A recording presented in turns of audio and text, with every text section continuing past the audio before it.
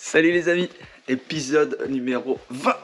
Bon, aujourd'hui, ça va être ragréage. Ça va être le ragréage sur la partie, sur les deux parties des bâtiments qui existaient, où on avait du vieux carrelage, donc tout ce qui est à 60 cm en dessous des extensions sur pilotis. Donc là, on a fait le choix de faire un ragréage partout. L'idée, ça va être de laisser en couleur béton, ciment, comme on a fait au loft. Sauf que loft, c'était la chape qu'on a laissée naturelle, on l'a juste verni. Donc là, je pense qu'on va faire quelque chose pareil. On va d'abord faire le ragréage, après je pense qu'on va passer un vernis ou autre chose. Si vous avez d'autres idées, n'hésitez pas. Pour ça, je vais avoir plusieurs choses à faire. Bon, déjà, je vais prendre les différents niveaux parce que, vous voyez, il y a vraiment des endroits qui sont beaucoup plus bas. Donc là déjà je vais déjà prendre le niveau un petit peu partout pour voir à quels endroits il faut plus charger qu'aux autres. Donc pour ça je vais prendre le laser et puis après j'ai mes ustensiles ici. Donc là j'ai la grosse spatule pour étaler. J'ai des super chaussures magnifiques avec des beaux petits crampons pour pouvoir marcher sur le ragréage. J'ai un rouleau avec une perche, ça va être pour appliquer l'accrocheur qu'on va mettre partout avant. Et j'ai également le rouleau ici à débuler. C'est très important, c'est-à-dire qu'une fois qu'on a passé le ragréage, qu'il est étalé, qu'on a l'épaisseur qu'on veut, avant qu'il sèche, on va passer le rouleau à débuler. Plusieurs avantages à ça. Déjà il porte bien son nom, ça permet d'enlever toutes les petites bulles et que ce soit plus joli, et surtout pour nous comme on veut le laisser naturel.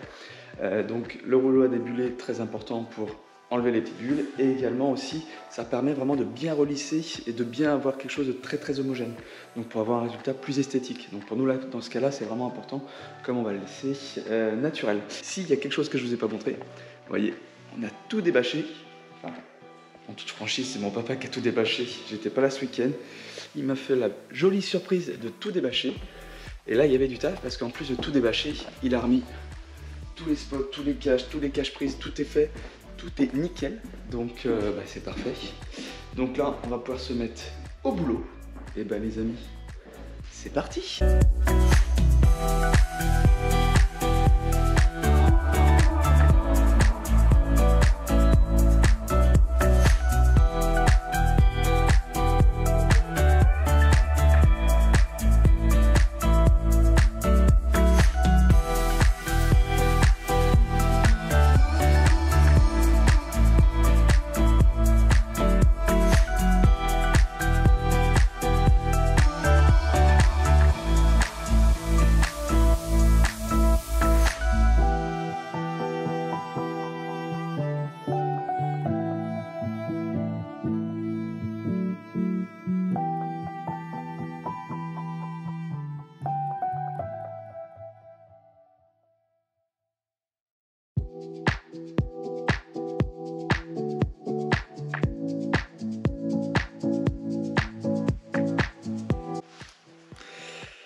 Bon les amis, le premier ragréage a été fait, on l'a fait en 2 fois du coup, parce qu'en plus hier j'avais les gars qui venaient installer la fibre. Donc le résultat est plutôt cool, donc ça a vraiment bien repris toutes les aspérités, tout ce qu'il y avait besoin à prendre. Aujourd'hui on va s'attaquer aux autres pièces. Et on a à peu près la même surface à faire, ça va nous prendre je pense à peu près 1 ou 2 heures, on est 2 du coup, donc forcément c'est un petit peu plus simple. On va se mettre au boulot.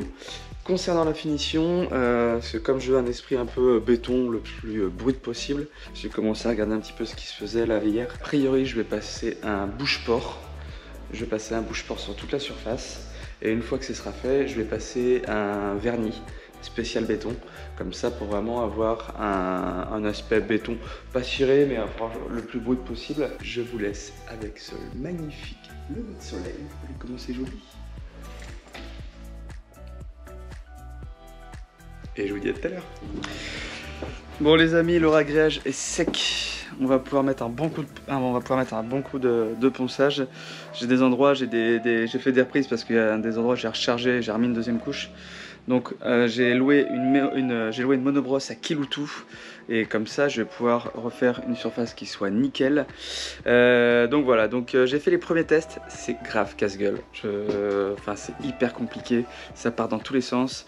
Donc écoutez, je m'en vais poncer la grande pièce Je vous mets ça en vidéo parce que je suis pas à l'abri d'une petite chute, parce que franchement c'est vraiment casse-gueule, c'est un coup à prendre, parce que quand elle est partie la monobrosse, pour bien la tenir, et c'est chaud.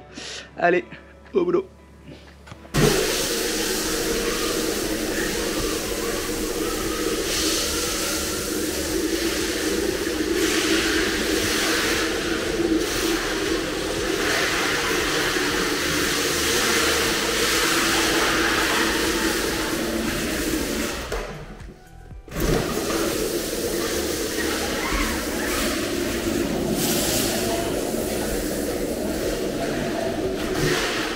Quelle année!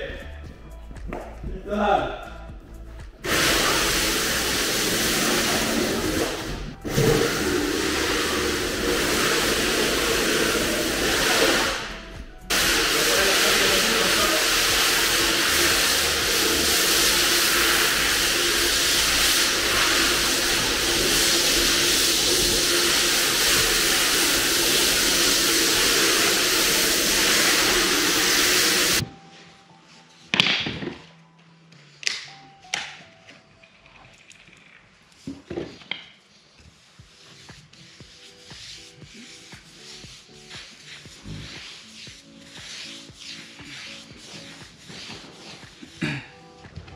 Donc là, j'applique le bouche-port.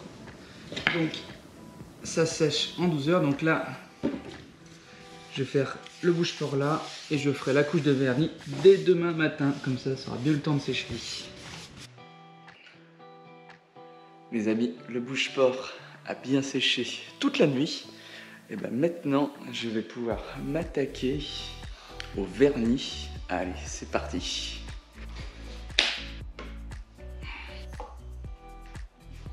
Et on rajoute le durcisseur.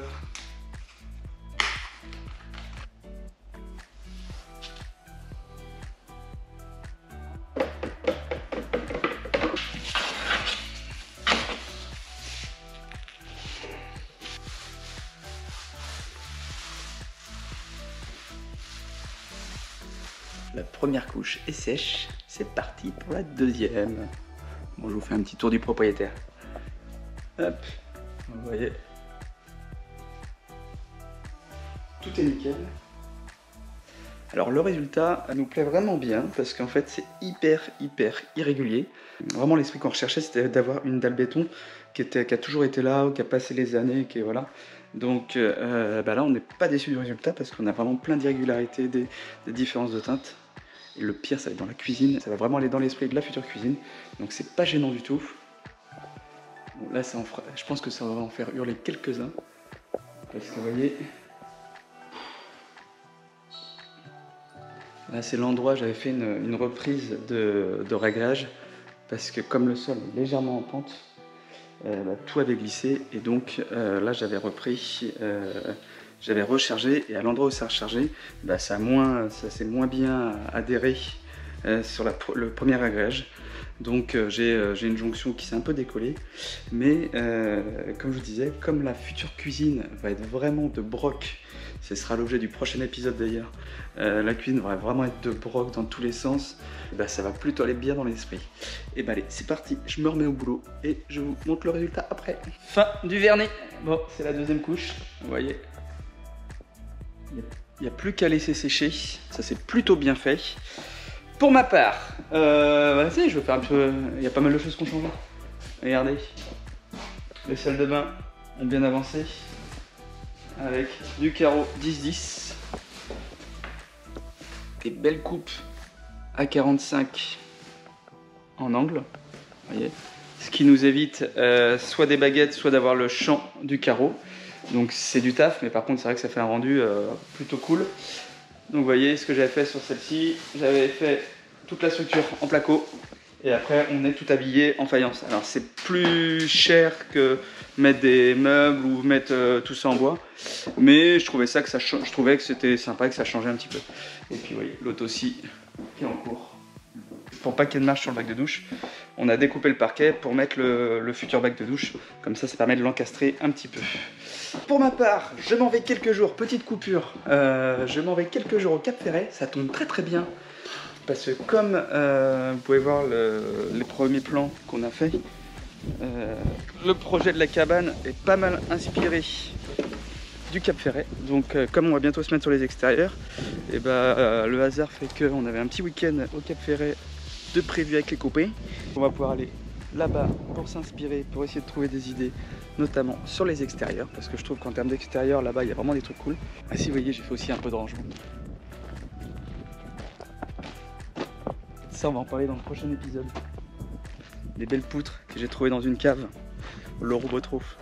Donc le prochain épisode, ça va être la cuisine. Parce que l'idée de la cuisine, alors je sais pas ce que ça va rendre. Ça va être soit top ou soit dégueu. Ou soit vraiment ça va être pas terrible.